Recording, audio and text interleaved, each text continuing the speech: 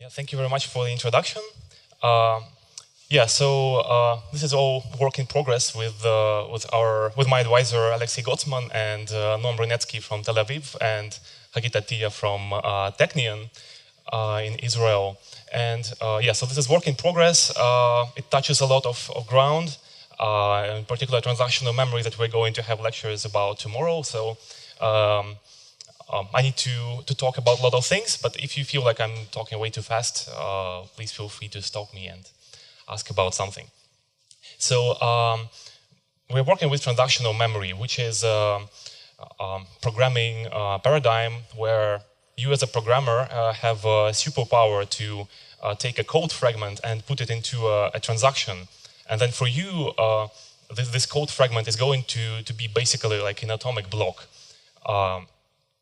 Whereas actually the STM system is going to, of course, execute these blocks not atomically. So here, like this is a transaction, this is a transaction, and of course this is not atomic, or at least if you don't use transactions. But STM system synchronizes access to transactional objects and make it seem to you like this is atomic. And by the way, yeah, so transactional objects we're going to deal with in this talk are simply read-write registers from this morning's lecture. The problem is probably more difficult for other kinds of transactional objects. So so the starting point of STM is this illusion of atomicity that you as a programmer have. However, it might be difficult to provide it depending on what the client program can do. So, for instance, if you are able to access transactional data non-transactionally, this may lead to problems. Like in this example, maybe exaggerated, but still, example on the top, where on the left you have this atomic block that writes something to registers X and Y. And on the right, you have non-transactional reads from X and Y. It may happen that these non-transactional accesses catch a transaction in the middle of its execution, and they observe X being 1 and Y not being 2. It's possible to break this illusion of atomicity, and we need to deal with this because non-transactional accesses is something that might be desirable because of, so like I mentioned, STM system does extra synchronization, which comes at a cost, and it might be useful to avoid that cost at times. Or perhaps if you want to delegate transactional objects, you're going to do non-transactional accesses. So I will return to the motivation a little bit later, but for now, let's just believe that non-transactional access can be a necessary evil. So, all right. What we want from the STM system is this illusion of atomicity. Let's try to formalize a little bit what we mean by it. So ideally, we are talking about strong atomicity, which is a property that informally it says something like transactions appear atomic even though data can be accessed non-transactionally. A little bit more formally, I'm going to say that an STM implementation, this guy, provides an illusion of atomicity if for each client program, so for every execution of it using STM implementation, there exists an execution of it in which transactions appear, in which transactions are actually atomic. Or you could say in which an STM that does transactions atomically. So there exists this kind of execution, and these two executions are equivalent in some sense. So in other words, a client program cannot tell a difference between STM implementation and its atomic specification. When defined like this, atomicity, of course, guarantees that neither transactional nor non-transactional accesses ever observe intermediate state of a transaction, because that's something that's not possible with an atomic STM. So this is all in theory. In practice, providing this kind of strong atomicity is probably not practical, and here is why. So you cannot really do that for unrestricted client programs. So unless non-transactional accesses are somehow instrumented to take into account what STM system does, they can just go ahead and do whatever they want and observe whatever they want. Yeah, and of course, instrumenting non-transactional accesses is quite expensive.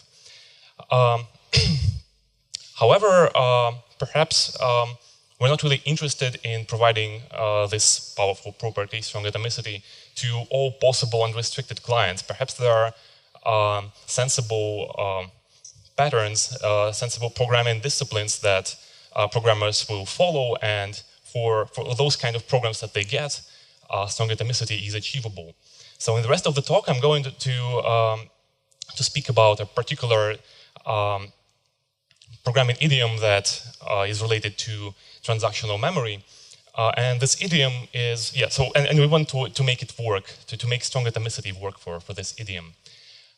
So this idiom is called privatization and publication.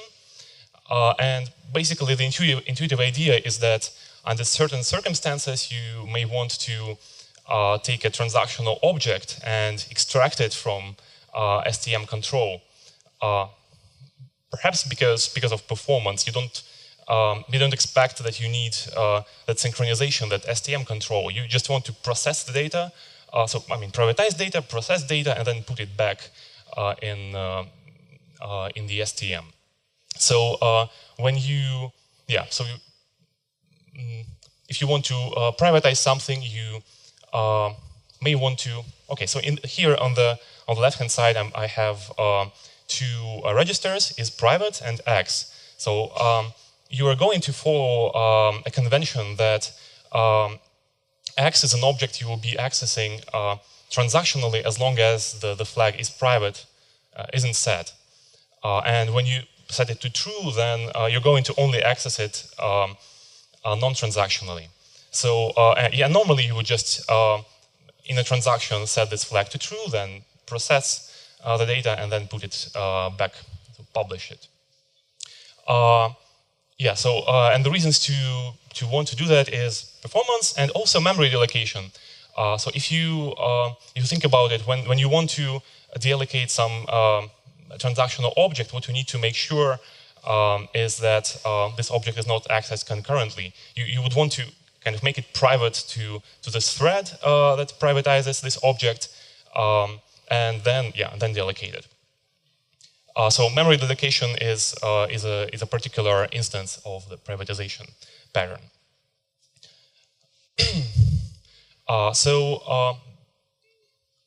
I'm going to explain to you this example in which it seems that privatization works, but actually it doesn't. Here we have two threads, transaction T1 that privatizes X, and afterwards writes 42 to it.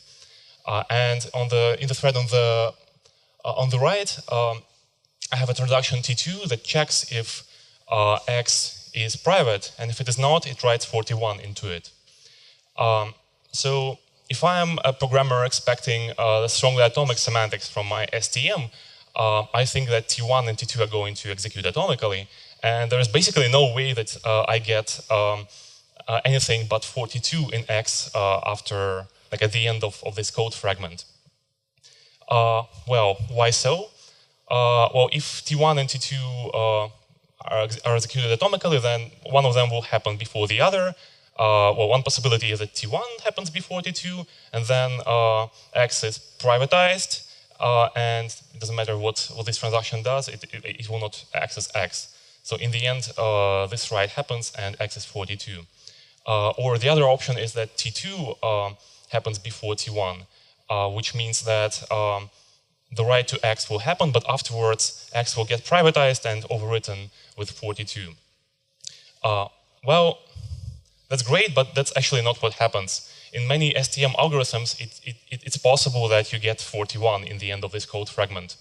And the way this happens is sort of illustrated by this interleaving, this modified outline. So to get 41 in the end of the execution, the following things would need to happen. So transaction T2 will start executing. It will read is private and see that it is false, as it is initially set to false. And then before T2 actually writes anything, it gets preempted by the first thread, and the entirety of it happens. So afterwards, when the control gets back to the second thread, well, if it's possible that T2 actually writes to memory and can commit, then that's a problem. That's how the incorrect behavior is can possibly occur. And this is possible. So in many optimistic algorithms, well, one of the popular algorithms like that is TO2. So in such optimistic algorithms, usually transactions don't write to the memory directly. So first they sort of speculate, they form a store buffer or like write set as they are usually called. And then at the commit operation, the transaction checks if it's okay for it to commit, and afterwards only then starts writing. So what will happen in a TO2 is that this transaction is interrupted during its commit operation. And it will check that it's okay to commit, it gets interrupted, and then subsequently it will write 41 into memory and overwrite this 42 that the privatized access did. And it's not really even STM's fault that this happens, because from the perspective of the STM system, what takes place is that well, T1 observes that is private is false, so kind of logically, sorry, T2 does that. So logically, T2 needs to happen before T1, or like if you think in terms of linearization points from yesterday, right? So T2 sort of atomically takes its effect before T1 does. It's just that afterwards this non-transactional access manages to notice that this write did not happen when it should have happened from the perspective of STM system. So there are other counterexamples, other examples of problems you can get with the with STM and privatization. And people have observed that in all these examples, what really is the problem is this race condition between non-transactional accesses and transactional accesses. So race conditions are bad. Well, what we can do about it is, well, one of two things. Firstly, we can just use STM algorithms that provide strong atomicity for this particular privatization pattern. And among such algorithms, you could see pessimistic STM algorithms that take locks immediately upon writing and reading, or no-rec, almost modular delocation problems, TLRW. But many other algorithms do not provide strong atomicity for privatization. TO2, Rochester STM, Bartok STM, and some others. So to make sure that that you don't run into privatization problems, perhaps you may want to introduce some synchronization to avoid race conditions. And here's how you would do that. So let's say that in our toy example, before this private access, I have something called a transactional fence. So if you know what a read copy update is, then that's how transactional fence is usually implemented. Or what is important to know to understand how fences fix the problem, it's that that when you start executing this transactional fence, it blocks until all transactions that are currently live commit or abort. So in this problematic execution that we had, the thread on the right was interrupted, right? So when we start executing things in the thread on the left, this fence blocks until T2 commits or aborts, which gets rid of the problematic execution. So 42 will be the value of X in the end. All right, so we can place fences. That's cool. The thing is, as synchronization primitives, these fences have some overhead. They cost something to the execution, and well, people have run benchmarks and noticed that if you place fences conservatively, so to say, at the end of every transaction, then you're going to get an overhead on a popular STM benchmark stamp from Stanford, like up to 32%, which is a lot. So, of course, naturally, you would want to be smart about placing fences. But being smart about it is difficult. So it's possible to not place enough fences and end up with a racy execution and run into problems. Sorry.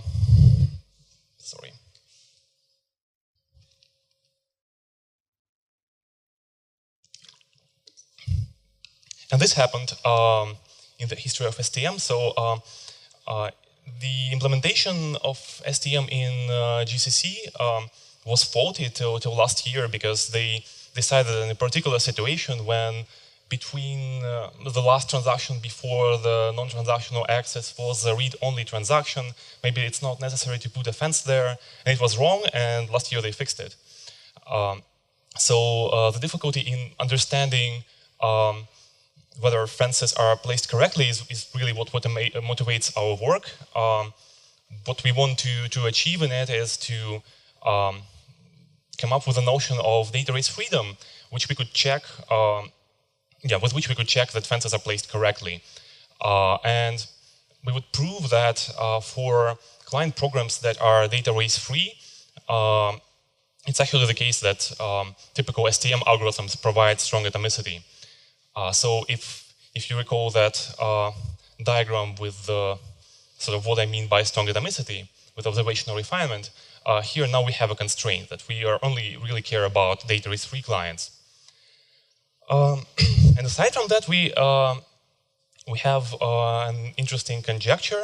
So the question is, where do you check data race freedom? Do you check it using STM implementation or an atomic STM? Our conjecture is that you can actually check data race freedom with the atomic STM. So assuming strong atomicity, which is a little bit strange, but let's not think about it for a second. It's cool because that makes it kind of allows you to place fences in your program to ensure data race freedom, and in the meantime think about strong atomicity, not knowing about the actual implementation details of the STM algorithm. So what is strange here? Well, this is a little bit circular, right? I'm assuming strong atomicity while I'm checking data race freedom, which I am checking in order to achieve strong atomicity. So we have a proof technique in mind. I'm not going to talk about it. It might work, but this kind of circularity has previously occurred in concurrency theory. So we can talk about it after the talk. In the rest of this presentation, I'm going to assume that data race freedom is checked on concurrent executions with the STM implementation. So we define data race freedom with a standard approach. So yeah, first of all, we say that the conflict is a pair of transactional and non-transactional accesses by different threads, and one of these accesses is a write operation. And then we say that, okay, for each execution, we will have a specially defined happens before relation, which I'll talk about in the next slide. And a conflict is a data race if it is not ordered in the happens before relation. And of course, the program is data race free if it does not have executions with data races. So this happens before relation is really the thing you see on the slide. So it's irreflexive transitive closure of a bunch of other orders. So the program order, PO, is just the order of execution of operations in each individual thread. CL is the total order on non-transactional operations as they appear in the execution. And the other two orders, FF from fence order and TF to fence order. So these are interesting because they come from fences. And let me explain you what they mean. So first of all, in our happens before relation, fences are modeled with so fences are really, we treat them as primitives. And when we're constructing happens before relation, we identify two moments in time when these fences begin their execution and when they end their execution.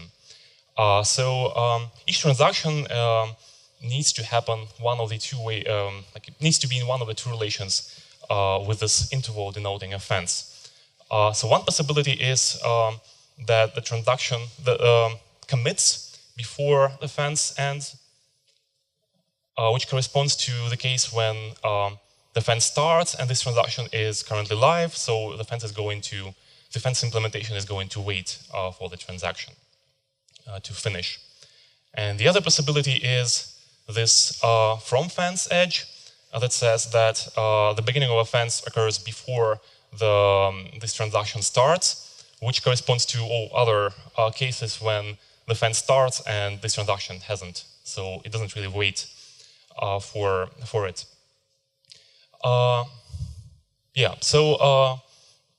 These FF and TF, they really come from the fact that every fence and every transaction are related one of these two ways. Well, let me return to our toy example and see how happens before is constructed when we place transactional fence here. So I'm going to reorganize the code a little bit. Now it's on the left. And on the right, this diagram is basically happens before a graph. What happens before what? Because we have a fence here, this transaction now needs to be ordered somehow with respect to it. There are two possibilities. One of them is that we have the two fence edge from the transaction T2 to the end of the fence. And that means that there is just a path and it happens before from T2 to P. So even though T2 and P are in a conflict, they are not a data race anymore. The other possibility is that the beginning of a fence is in FF relation with T2. So actually, when this is the case, you can see that it also, so this means that fence started executing before T2 started executing. So when this is the case, you can see actually that, well, actually T1 finished before this fence started. So really they are in the real-time order. T1 ended before T2 started. So when T2 reads from is private, it's going to see that it's already set to true and it's not going to access X. So P and T2 are not going to be in a conflict at all. Yeah. So, okay. Now we need to prove that if STM implementation is used by a data race free client, he actually gets strong atomicity. So there's been already a result which proved a theorem of this kind, but for clients which never access non-transactional data. So there, what gave this atomicity, illusion of atomicity, was a famous correctness condition, opacity. So you can actually prove that if your STM implementation is opaque, then it sort of gives this illusion of atomicity. I'm not going to explain what opacity is, but intuitively, it's almost exactly the same as linearizability that we were talking about yesterday in the second part of the day. What's important here is that this correctness condition for STM is defined in terms of histories of what transactions do, of interface actions like what reads, writes, requests, commit operations. It doesn't say anything about non-transactional accesses. So even though we would want to say that, okay, the correctness of STM for us means opacity, we cannot really, because we have non-transactional access to data. So to make use of the fact that STMs we are going to be dealing with are correct, we are going to prove this lemma that basically does the following. So we think in terms of histories of executions where we include not only transactional operations but also non-transactional operations as if they were small transactions. And we're going to prove that such histories are opaque as long as the client of STM is data race free and the STM itself, so usual histories of STM, are opaque. So for opacity itself, this is a little bit off topic, but still, for opacity itself, we have a proof technique that is based on our inductive proof method for linearizability of complicated algorithms. And also, it's inspired by graph characterization of opacity. Yeah, so in the rest of my talk, in the last couple of slides, I just want to do a sneak peek into this lemma, so how it is proven actually. So for this, I will briefly explain to you what graph characterization of opacity is, and then I'll show you some pictures. So graph characterization is a sufficient condition for correctness of STM, and it says something very intuitive. So for each execution of a program, let's assume that we have the graph of the following form. So vertices of this graph are going to be transactions, and edges of it are going to be dependencies between transactions. So, for instance, which transaction reads from a value, reads a value written by another transaction, which transaction overwrites a value written by another transaction, the real-time order in which they appear, and one other relation. So the cool thing about such graphs is that when they are well formed, they represent, well, topological sortings of these graphs are actually all possible histories of an atomic STM. And that's actually what opacity requires you to find for every execution of STM. So that's great. You can just check a cyclicity of this graph and be done with it. For us, it's interesting because our histories of STM, they are now extended with these fake transactions, with non-transactional operations. Well, we don't know if they are opaque or not. Well, let's just consider every possible opacity graph that we can imagine for a history extended with non-transactional operations. Well, if this graph is acyclic, great. Then this extended history is opaque. I can treat non-transactional accesses as small transactions. Well, and what if this graph is cyclic? What if it contains a cycle? So we are actually going to show that this contradicts the standard opacity. So one idea is that because of data race freedom, I can show that actually some of the edges in this graph are not dependencies, they can be also happens before. So basically, if data race freedom requires happens before edge between private accesses and transactions, then I can prove that, so T denotes a transaction here, and P is a private, a non-transactional access. So surely I can prove that these edges are actually also happens before. And I can prove that actually the whole path in a segment in every segment or with non-transactional access is happens before. Well, the second step would be to prove that when that's the case, when transactions are actually separated by happens before edges, then they happen in this order in the real time. So now I draw these green arrows in the graph. Yeah, of course that's a proof obligation. It's not very obvious that that's the case, but still. So but by drawing these edges, I basically cut out non-transactional access from the graph, and I end up with a cycle that involves only transactions, which is not possible according to opacity, so I arrive to a contradiction. That's basically the general idea of how the proof of that lemma goes.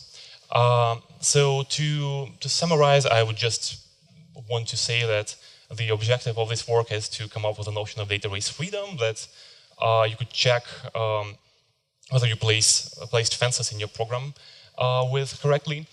And also we prove this theorem that when data race free client uses STM implementation, then he gets a strong atomicity semantics. Yeah, and maybe the last slide is that, so we are in the Software Institute, we're in Madrid. We have a huge building, we have place for new PhD students and interns, so if you're interested in distributed systems, concurrency, and other topics, please check out our webpage. Thank you very much.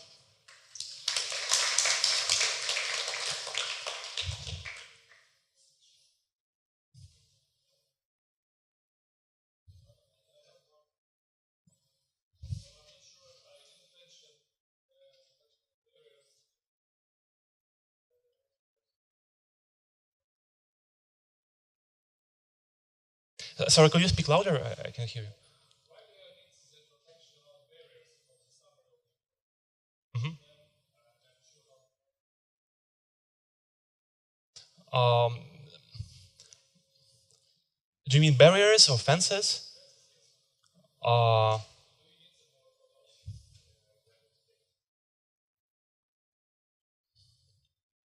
okay, so I need to.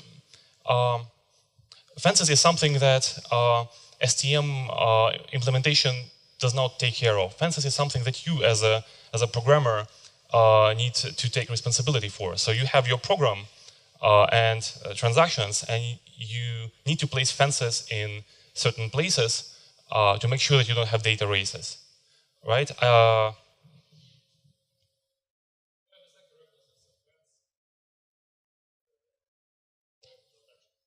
No. So what fence does is, maybe let me return to a couple of pictures. So what fence does is, you can, okay, I can show you a simple algorithm for it later, but it does a very simple thing. So at the beginning, let's say that you have an array for each, so each cell belongs to a certain thread, and when you start a transaction, for instance, you set the flag in this array, and then when in either of the threads you begin executing a fence, you start scanning this array, and if you see that something is set to true, you wait. So basically the idea is that the intended semantics of the fence is that when you start executing it and there are live transactions, you're going to wait till they finish. Well, think about the allocation, for instance, right? Here, these transactions may access some non-transaction, may be working with some object, and here I'm deallocating it. So fence is a way for me to make sure that those concurrent transactions end before I start doing dangerous things.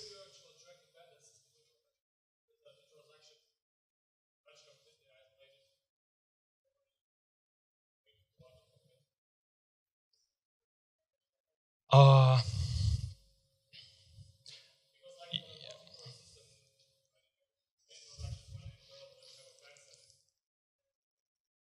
oh, sorry. So yeah, what you're saying is it makes a lot of sense. So I have a slide with future work, and here I'm saying it would be interesting to look into optimized fences that actually wait only for, well, for instance, if I want to deallocate object X, I want to run a fence that waits only for transactions that access X. Yeah, that would be sensible, but we haven't done that.